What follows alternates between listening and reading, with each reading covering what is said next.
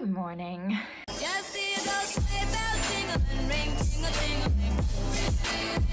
So I have just woken up. It is the 20th of December. I've got my big massive hoodie on because I have just put the heating on with my phone, but the house hasn't quite heated up yet. I am working today, but I'm expecting it's going to be a relatively quiet day. So I thought you could join me for the day and for the next few days. In the run-up to Christmas, I'm going to be reading all of the books that I mentioned in my Christmas TBR video. And if you watch that video, you will know that it's still slightly up in the air whether I'm going to make it home for Christmas or not. I am still in my isolation period after having COVID, and my freedom day is the 23rd. So providing I get a negative test on that morning, I'm gonna fly home in the evening. But you know, there's a little bit of jeopardy to this reading vlog. Obviously at this point I don't know if I'm gonna get home or not. But I have my house share entirely to myself because as soon as I realized that I might have COVID, I started isolating in my bedroom, didn't come into contact with my housemates after that point, and then they also did PCR tests, tested negative, and then they went home to their families for Christmas.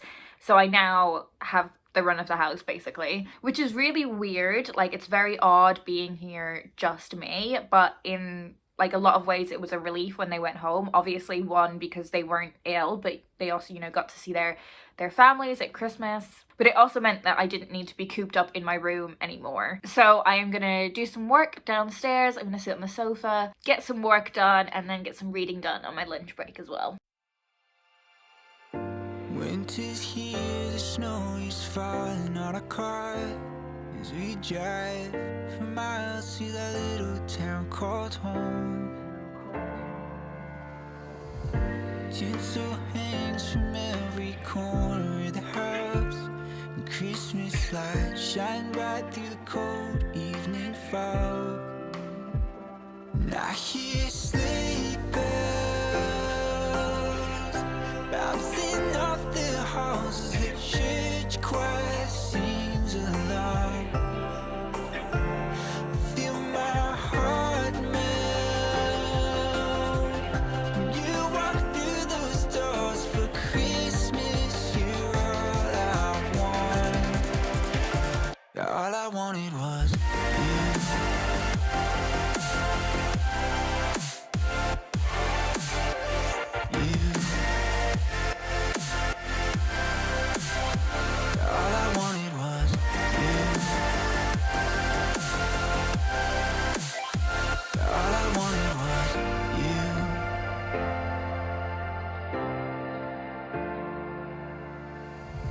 Christmas cheer and drinks with friends we haven't seen for a while, since I've been to that little town called home. Pine tree dressed up with every ornament we got, and stockings hung and overflowing from the top. So I actually managed to finish the Christmas carols on my lunch break. I just sped through it. It was such like a cozy, quick page turning read, moment of acknowledgement for these sprayed edges. So this book is about Holly Carroll and her Christmas obsessed family. So they celebrate Christmas all year round, not just in December, and they go all out. Like, they are obsessed with Christmas. But one day when the family move, Holly goes to a regular school for the first time. So she's been homeschooled her whole life. And when she gets to this school, she doesn't fully understand why people are giving her strange looks for being so Christmassy in like the middle of September. Like, she's all about spreading this Christmas joy and cheer, but she is just coming across a little bit strange to her classmates. And Holly begins to realize that maybe in order to fit in, she needs to tone down how Christmassy she is.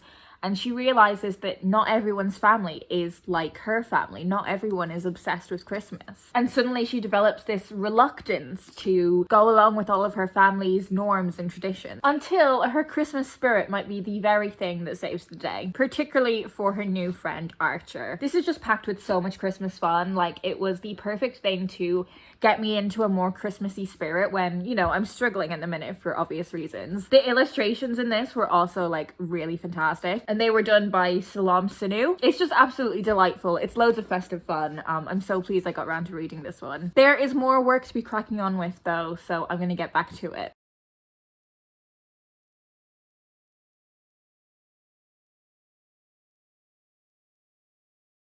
So that is work done for another day. I don't think I'm going to do any reading this evening. I think what I'm going to do is I'm just going to put on a few episodes of The Witcher. Is anyone else watching The Witcher? It's not normally the type of thing that I would watch, but I watched the first season when it first aired and like just completely binged it. So I was actually mega excited for season 2. Gonna make myself a fresh cup of tea and just watch a few episodes of that. I'm on episode 4 now.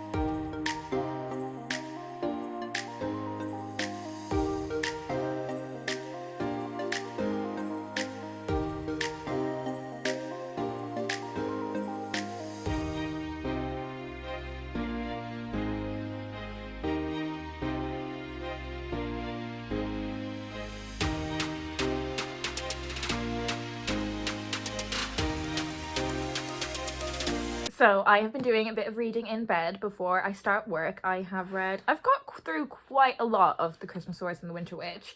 I've read 272 pages. I'm on chapter 21, The Invisible Elves. I really want to keep reading, but I do have to do some work. So maybe if I get a spare 15-20 minutes, or if I have to wait till my lunch break to finish it, I'll wait till then. But I am really enjoying it. It's like really fast-paced, funny. The illustrations that are by Shane DeVries are like just really charming. Basically what happens at the start of the book is you have this prologue where you see that William, the main character, is at some point transported into the future, and it's a future where Christmas no longer exists. Then we go back to William's present day, where he is living with his dad, but also his dad's girlfriend and her daughter. And there are some like teething issues around that new living situation. William has a bit of uncertainty around it, but things of course start to get a bit Christmassy, a bit magical when they go to the North Pole, and something is afoot. There's something real fishy going on, centered around the Winter Witch, who has powers to kind of transport people throughout time. She is living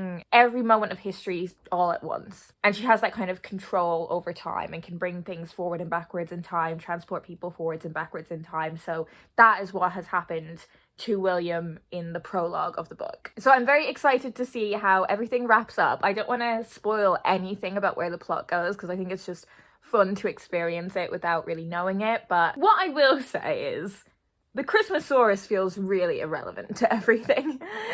So obviously like the Christmasaurus was the hook for the first book, you know? It was like Christmassy and a dinosaur. And it really feels like the Christmasaurus is just so irrelevant to everything that happens in this book. But because it's like, the series is called the Christmasaurus, he's gotta be there. But he just feels really irrelevant to the whole thing. But I digress. I'm gonna do some work now.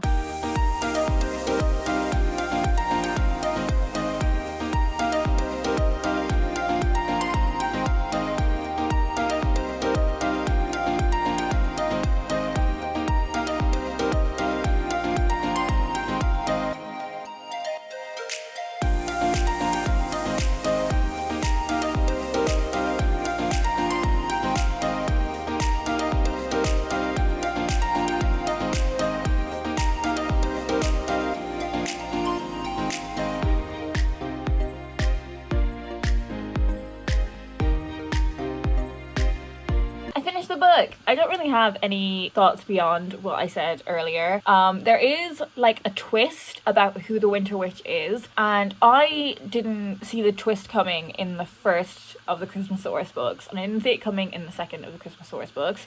But I just don't see twists coming generally. Like, even in kids' books, like, I don't think that far ahead, you know? But I very much enjoyed the twist. And I did kind of, like, have to sort of pause and kind of wrap my head around how it worked. And I wasn't sure if I fully accepted that it worked, but I didn't want to, like, think too much. Because I was like, let's just accept it at face value. Like, let's not think too much about the implications of time travel, etc. But I did have a really good time with this book. I do have some more work to do, but once I am finished, I am going to settle down with a couple of stories from Winter Magic. This is a collection of short stories from a bunch of different writers, but the collection is curated by Albie Elphinston. Let's go get a cup of tea and then do a bit more work. You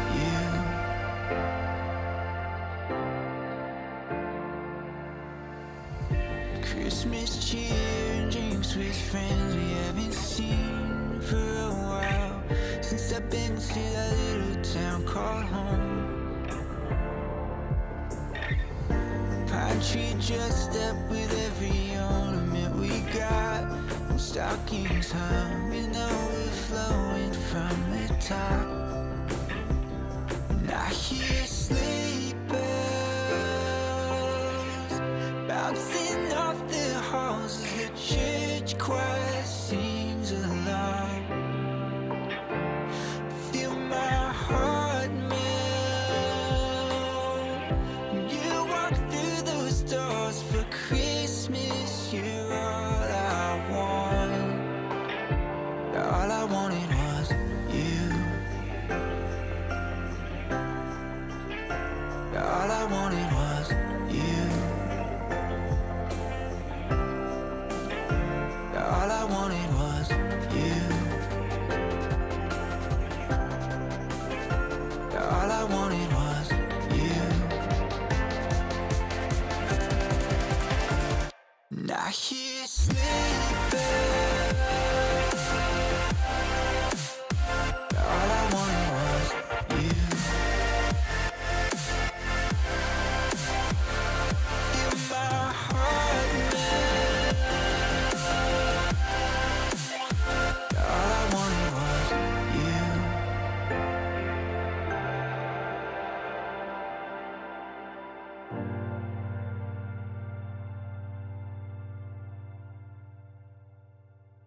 Good morning. So it is my last day.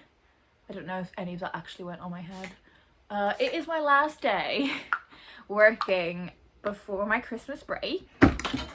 And today the government decided to announce that you no longer, if you've had COVID, you no longer need to isolate for 10 days from your first symptom. You only need to isolate for 7 days from that symptom, providing you've had negative tests on day 6 and 7. And I have been testing myself every single day, and I'm now testing negative. So I guess I can leave the house. But I just feel like, no one comment on how I straighten my hair because I straighten it badly.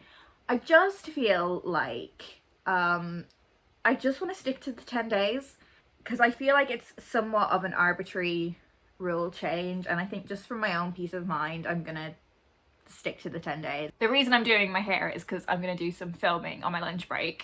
So there's actually only 2 of us in my team still working, so like in the whole children's team there's only 2 of us working. Everyone else is already finished for Christmas, but I quite like to work really for as long as I can up to Christmas Day, just because like Christmas is kind of a really difficult time for me, which I'm not going to go into, but like it is. And also at the minute with isolating, it's just really giving me something to do. And it's been a really great time to do some more sort of like creative kind of brainstorming work. So that's what we're going to do. I've got my morning cuppa, I'm going to straighten my hair, gonna get stuck into work, do some filming on my lunch break, and then in the evening I'll be reading some more of Winter Magic. I only read 2 of the stories in it last night. One of them I had already read before, which was The Night of the Frost Fair. But I reread it because I love the story so much. I think it's just a great, like really cozy, historical, festive tale. So I have 9 more stories left to treat myself to later.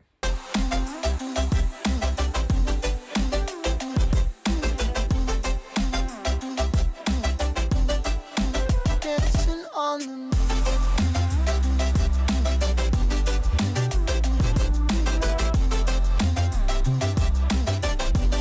Now, Thursday morning, I didn't do an awful lot of reading last night because instead I just decided to crank up my Spotify and have myself a little solo dance party, which girls, I mean guys too, but girls, if you don't do that, I would highly recommend it. Just crank up some of your favourite songs, stand in front of your mirror and just dance. Literally, every time I do it, I just feel so empowered, I feel so good, it's a great time. But that is not what is on the agenda today. Today, I'm gonna go get my Fit to Fly test and then hopefully catch a flight. So let's hope that goes well.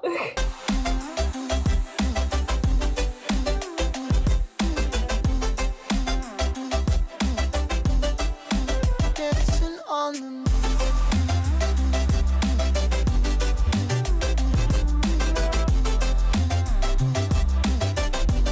the So I'm back from my Fit to Fly test. I went to the pharmacist and did the test and then came straight back here and have just been waiting on my results, and they've just come through on an email. So I'm super excited. I tested negative. So I should be all good to fly home later. I've got a few things to do around the house over the next few hours, so I don't know if I'm gonna have any time to do any more reading, but yeah, I'm going home.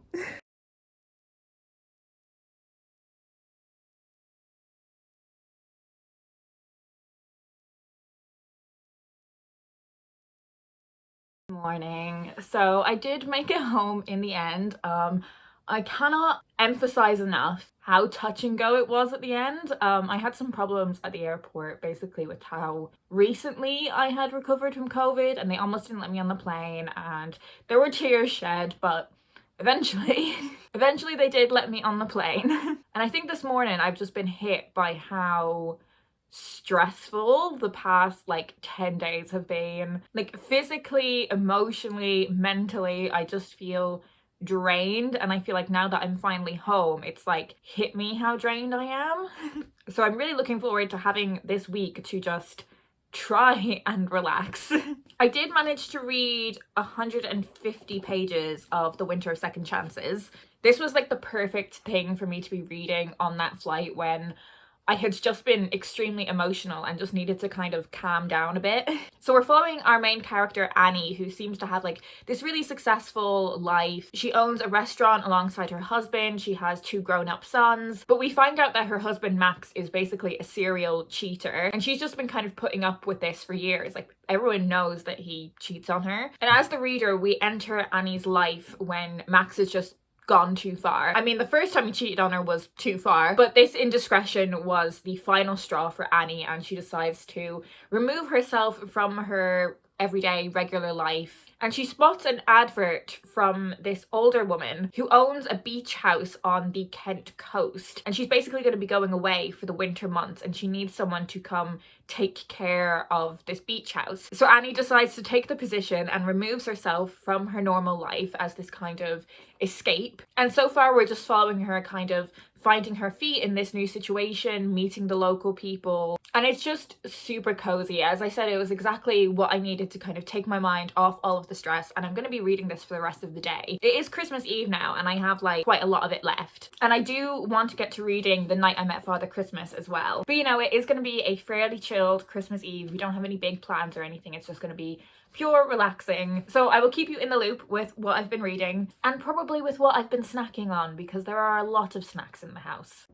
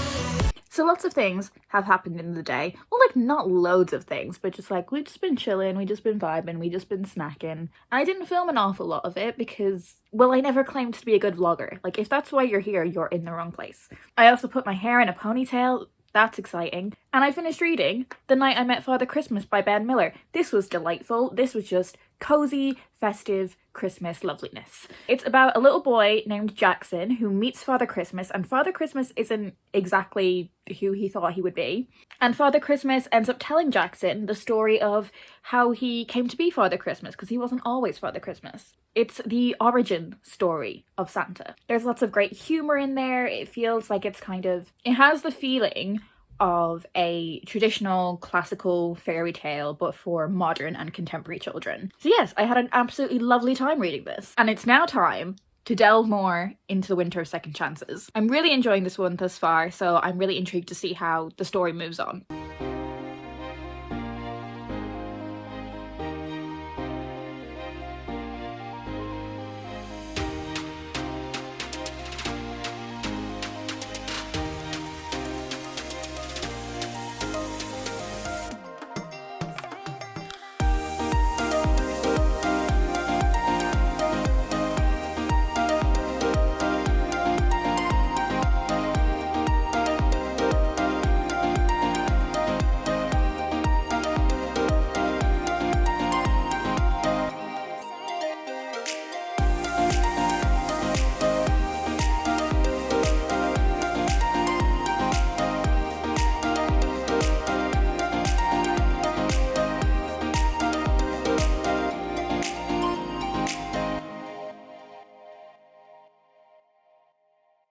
So I have finished reading The Winter of Second Chances, and I had so much fun with this book. I didn't love it as much as I loved Jenny Baylis's first book, The 12 Dates of Christmas, but I think that was just more because I could kind of relate to that story more. I could kind of put myself in the main character's shoes more. Like, I could imagine doing the 12 Dates of Christmas like she does in that book, but I can't imagine myself doing what the main character in this book does, although flash forward to me being in my 40s and my husband has just cheated on me repeatedly, who knows? But I did really enjoy this. I did enjoy reading about a slightly older protagonist than I'm used to with my romance novels. I loved that she had so many things going on in her life aside from the romance plots, although the romance plots were enjoyable. I really appreciated how nuanced and interesting all of the side characters were. Like, they felt like fully fleshed out people. I absolutely loved the book club. I thought that was so much fun. I found the ending of this book unnecessarily dramatic, but that doesn't really detract from my overall enjoyment of it. I thought it was the perfect kind of book for this time of year. It's exactly what I'm looking for in this kind of book. So yes, very much enjoyed it, and I think Jenny Baylis is just going to be an auto-read author for me. We have made it to the end of the reading vlog. I know it is going to be post-Christmas by the time I manage to edit this and upload it, but I hope you still enjoy hearing about these Christmas books nonetheless. I hope you had a peaceful and enjoyable Christmas, and thank you so much for watching. All of the books that I've been reading in this vlog will be linked down below in the description if you want to find out more about them, and let me know down in the comments what you've been reading over the festive period. I would love to hear. There will be lots of the usual end of year content coming up, so make sure you have subscribed to see that if you haven't already. I hope you guys are doing well, and I will speak to you in my next video.